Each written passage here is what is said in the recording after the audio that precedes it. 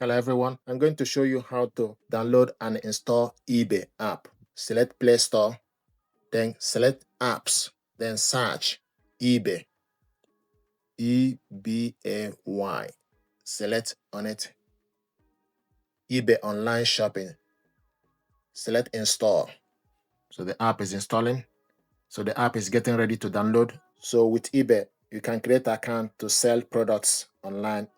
You can also create an account as customer to purchase your product. The app is installed, then select open. This is eBay. So you can search for product, my eBay, search, inbox, and also selling. This is the eBay exclusive savings. So you can sign in, create an account or with Facebook or Google. I normally decline. You can search for any particular product you want to search. This is eBay app. So you can already start signing. Thank you very much indeed.